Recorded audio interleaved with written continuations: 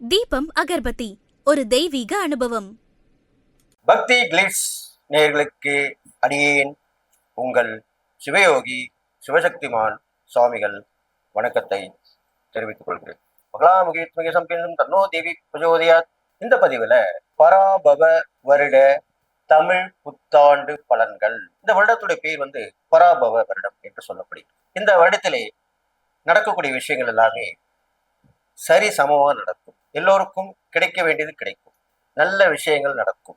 இறையருள் கிடைக்கும். புதியவர்களின் நட்பால் நல்ல ஒரு பலன் கிடைக்கக்கூடிய அம்சமாக விளங்கப் போகிறது. பெண்கள் குழந்தைகள் வகையிலே நல்ல நல்ல விஷயங்கள் நடக்கும். அவர்களுடைய முன்னேற்றம் மிக மிக நன்றாக இருக்கும். அரசாங்கத்தின் ஆதரவு மக்களுக்கு கிடைக்கும். அரசியலிலே குழப்பம் நீங்கி நல்ல ஒரு தெளிவு பிறந்து மக்களுக்கு நல்லாட்சி புரிபவர்கள் சேருவார்கள். மக்களுக்கு அரசியல்வாதிகளால் ஆதாயம் கிடைக்கும். போட்டி போட்டு கொண்டு உதவி பண்ணுவார்கள். இப்படியாகத்தான் இந்த பராப வருடம் பார்க்கப்படுகிறது. மகர ராசினியர்களே, உங்களுக்கு உண்டான பராப வருட தமிழ் புத்தாண்டு பலன் தான் சொல்லப்படுறது. சந்தோஷம் பாருங்க. ஏனென்று சொன்னால் உங்கள் ராசிக்கு 3ஆம் இடத்திலே சனி பகவான் முக்கியம் பெற்று விளங்குகிறார். தைரியம், வீரியம், பராக்கிரமம், வெற்றி, விவேகம் எல்லாம் சேரப்போகுது. உங்களுக்கு தைரியமா எடுத்த முடிவுல ஜெயிச்சு காட்ட போறீங்க. முன்னேற்றமான பாதையில செல்ல போறீங்க. சகோதரர்கள் உறவுகளால நல்ல பலன் கிடைச்சு அவங்களோட கூட பயணிக்க போறீங்க. இதெல்லாமே நடக்கும். இது மட்டும் இல்ல, வெற்றி கிடைக்க போகுது. நல்ல உத்தியோகம் கிடைக்கும். தொழில் வியாபாரம் மாற்றங்கள் ஏற்படும். எதிரிகள் தொல்லை அறவே அழிஞ்சிடும். கடன் கேட்டதுல கண்டிப்பா கிடைக்கும்.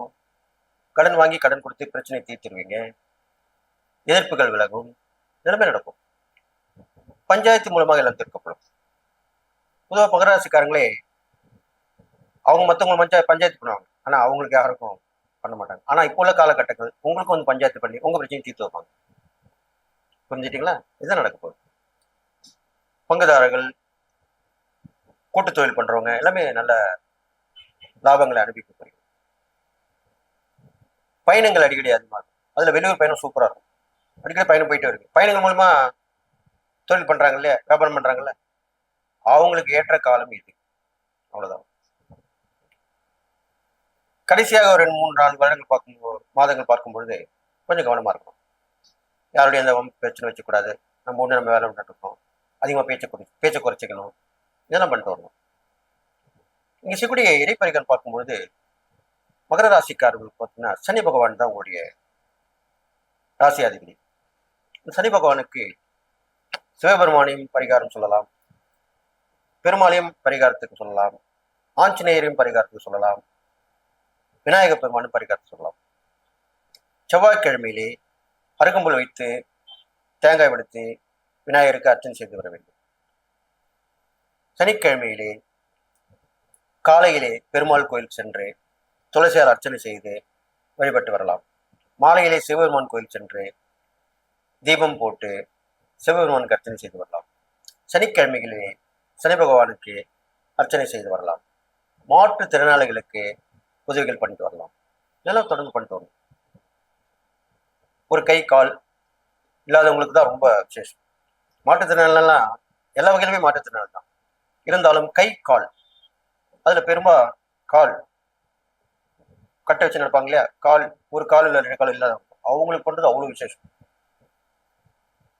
அவங்களுக்கு உடை வாங்கி கொடுக்கலாம், உணவு வாங்கி கொடுக்கலாம், நீர் வாங்கி கொடுக்கலாம், அவங்களுக்கு தேவையான பொருட்கள் வேணா வாங்கி கொடுக்கலாம். இதெல்லாம் செஞ்சுட்டு வரலாம். தான தர்மம்னா வெறும் உணவு நீர் கொடுக்கறது மட்டும்தான் தான தர்மம் இல்லை. அவங்க தேவையிருந்து செய்யறதும் தான தர்மம் தான். இப்படிதான் பண்ணிட்டு வரணும். இன்னொன்று சொல்வே, ஆலயத்திற்கு செல்லும் பொழுதே தான தர்மம் பண்ணிட்டு தான் சிறப்புன்னு சொல்லுவாங்க. அது உண்மை, பொதுவானது. ஆனால் பரிகாரம் என்று வரும்பொழுது தரிசனம் சென்று வெளியே வரும்போது தான் தானம். கடவுள் சாமி தரிசனம் பண்ணிட்டு வந்தா பண்ணக்கூடாதுன்னு சொல்றாங்க இல்லையா, அதை மீறி பண்ணும்போது அந்த தியாகத்தை சமர்ப்பித்து நம்மளுக்கு எது நல்ல நடக்கும் பண்றோம் பார்த்தீங்களா, அதுதான் தெய்வத்தினுடைய அனுகிரகம் கிடைக்கும். கோயில் போயிட்டு வெளியே வரும்போது தான் செய்யும். அதான் பரிகாரம். கண்டிப்பாக ஒரு மாற்றங்கள் கண்டிப்பாக ஏற்படும். மகராசிக்காரர்கள் இந்த பராபரோட்டத்திலே உங்களுடைய தைரியத்தாலும் தன்னம்பிக்கையாலும் துணிச்சலாலும் எதிர்நீச்சல் போடுவீர்கள். வாழ்க்கையில ஜெயித்து காட்டுவீர்கள். முக்கியமான பதவிகள் பொறுப்புகள் தானே வந்து சேரும். இது இல்லாமல் உங்களுடைய திறமைகள் வெளிப்படும். மேற்கொண்டு மேற்கொண்டு உங்களுக்கு முன்னேற்றங்கள் ஏற்பட்டுக்கிட்டே இருக்கும். எல்லாமே நடக்கும். தான தர்மங்கள் வரிசையில் பார்க்கும்பொழுது ரொம்ப கஷ்டப்பட்டு உடல் உழைப்பால கஷ்டப்படுறாங்க பாருங்க, அவங்களுக்கு நீங்க தான தர்மம். மூட்டையை தூக்கி ஏற்றுமதி இறக்குமதி செய்யறவங்க, அப்புறம் வண்டி வண்டி இப்பதான் வண்டி, அப்பெல்லாம் கை வண்டி தான் எடுப்பாங்க, இப்பயும் கை வண்டி எடுக்கிறாங்க. அப்படிப்பட்டவங்களுக்கு உதவி பண்ணணும். உடல் உழைப்பால் ரொம்ப கஷ்டப்பட்டு வேலை செய்யறவங்க, அவங்களுக்கு வருமானம் சொற்ப வருமானம் தான் இருக்கும். நீங்க கொடுத்தா வேணாம்னு சொல்ல மாட்டாங்க. அவங்களுக்கு போய் உதவி பண்ணலாம், தப்பு கிடையாது. ஆனால் எந்த ஒரு பரிகாரம் செய்தாலுமே நான் பரிகாரத்துக்காக தான் செய்கிறேன் என்று சொல்லவே கூடாது. அப்படி சொல்லுவீர்கள் ஆனால் கண்டிப்பாக அந்த பரிகாரம் பலிக்காது. சொல்லாமல் செய்யணும். என் மனசுல தோணுச்சு நான் செஞ்சேன், அவ்வளவுதான் விஷயம். இப்படிதான் எல்லா பரிகாரத்துக்குமே, எல்லா ராசிக்காரங்களும் இது இந்த பதிவில் நான் சொல்றேன். பரிகாரம் என்று சொல்லக்கூடாது நீங்கள் செய்யக்கூடிய எந்த விஷயமும் தான் அப்படின்னு சொல்லிட்டு, இந்த மகராசிக்காரர்களுக்கு கண்டிப்பாக இந்த பராபவரிடம் நல்ல நல்ல முன்னேற்றங்களை ஏற்படுத்தி தரப்போகுது. உங்கள் திறமைகள் வெளிப்படும். நீங்கள் தைரியமாக துணிஞ்சு எடுக்கக்கூடிய முடிவுகள் எல்லாமே வெற்றியாக இருக்க போகுதுன்னு சொல்லி, வெற்றி பெற்ற மனிதரெல்லாம் வெற்றி காண்பார்கள். புத்திகள் மனிதரெல்லாம் வெற்றி காண்பதில்லை, வெற்றி பெற்ற மனிதரெல்லாம் புத்திசாலின்னு சொல்லுவாங்க. அதன் பழமொழிக்கு ஏற்ப வெற்றி மீது வெற்றி வந்து உங்களை சேரும் அப்படின்னு சொல்லி, எல்லா நலனும் பெற்று வாழ்வீர்கள் என்று வாழ்த்தி விடைபெறுகிறேன். நன்றி, வணக்கம்.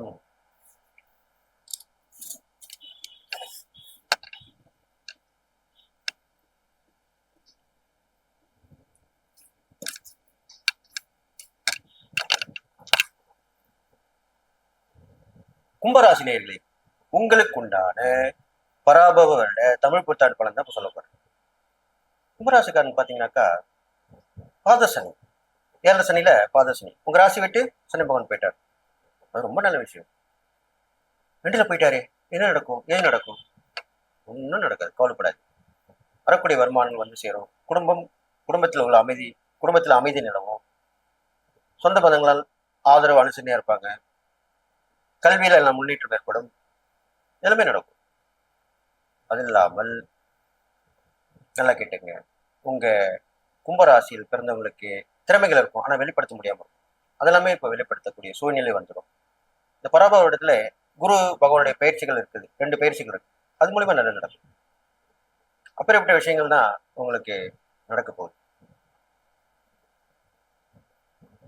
5ஆம் இடத்தில் இருக்கக்கூடிய குருவால் நல்ல முன்னேற்றங்கள் வாழ்க்கை இருக்கும்.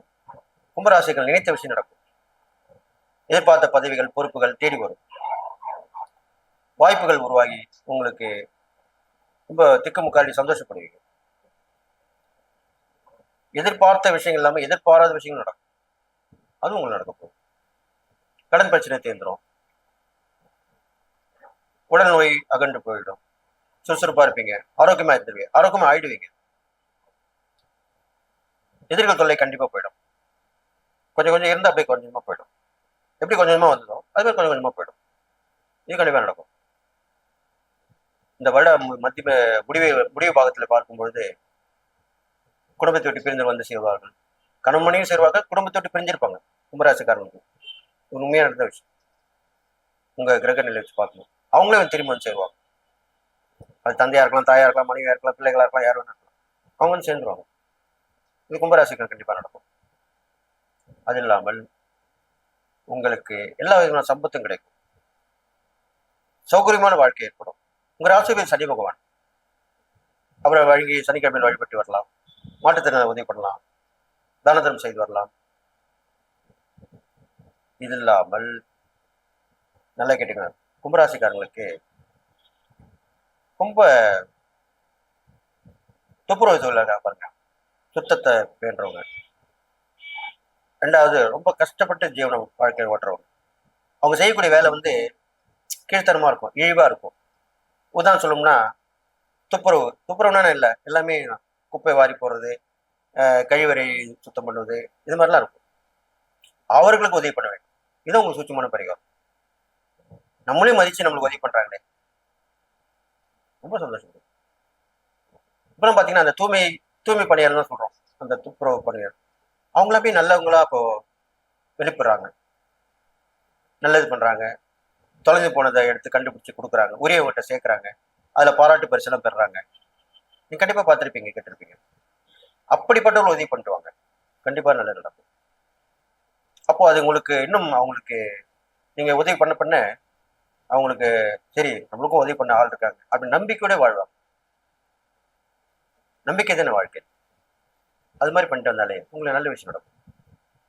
இறைப்பரிகாரம் பார்க்கும் பொழுது இந்த சனி பகவானுக்கு உண்டான பெருமாள் பெரும்பாலும் சிவபெருமானை வழிபடுவது.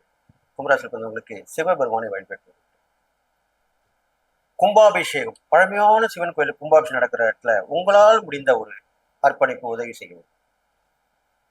உங்களால உதவி பண உதவி செய்ய முடியல, பொருள் உதவி செய்ய முடியல, சரீர உதவி செய்யலாம். ஓடி ஆடலாம், அது பண்ணலாம், இது பண்ணலாம், ஒழுங்குபடுத்தலாம், ஆலயத்தை சுத்தப்படுத்தலாம். உழவாரப்பணி பண்ணா அவ்வளவு விசேஷம். உழவார பணியில் ஈடுபடுவர்களுக்கு உன்னதமான பலன் கிடைக்கும் என்று சாஸ்திரம் சொல்லுது.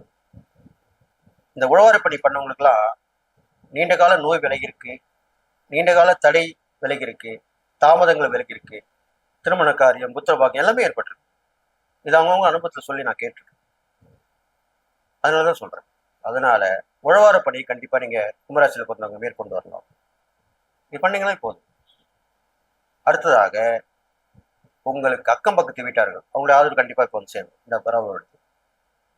இதுவும் இல்லாமல் உங்களுக்கு சனி பகவான் பாதசனையாக விளங்கப்படுவதால் உங்களுக்கு உங்களை விட்டு போனது எல்லாமே மீண்டு வந்து சேரும். இழந்த இதை மீட்டு தரும்.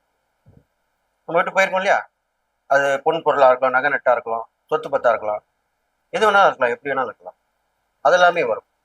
அப்படியே போன வழியே வரும் என்று சொல்லிவிட்டார், வேறு ஒரு வழியிலே வரும். அது நீங்க புரிஞ்சுக்கணும். கண்டிப்பா இப்படிதான் வரும், அதே மாதிரிதான் வரும்னு எதிர்பார்க்கணும். ஏதோ ஒரு வகையில வரும், அதுவும் நல்லது தானே. அப்போ அதை நீங்க பயன்படுத்திக்கலாம். மொத்தத்துல இந்த பராபர இடத்துல கும்பராசிக்காரர்களுக்கு நல்ல ஒரு பொறுப்பு அமையும். குடும்ப வாழ்க்கை சிறப்பா இருக்க போகுது, பொது வாழ்க்கை ரொம்ப ரொம்ப சிறப்பா இருக்க போகுது. நீங்கள் நினைத்து சாதித்து காட்டுவீர்கள். திறமைக்கேற்ற உத்தியோகம், தொழில், வியாபாரம் கண்டிப்பாக கிடைக்கும். நடத்துவீர்கள், வெற்றி காண்பீர்கள். திடீர் அதிர்ஷ்ட வாய்ப்புகள் உங்களை தேடி வரும். இந்த விட மத்தியமத்துல இருந்தே அந்த பலன் உங்களுக்கு கிடைக்க ஆரம்பிச்சு. இதெல்லாமே நடக்க போகுது. அதனால கும்பத்தில் பிறந்தவர்கள் சம்பத்தாய் வாழ்வார்கள் சொல்லுவாங்க. அதன்படிதான் வாழ போறீங்க அப்படின்னு சொல்லி எல்லா நாளும் பெற்று நீங்கள் வாழ போறீங்க வாழ்த்தி விடைபெறுகிறேன். நன்றி, வணக்கம்.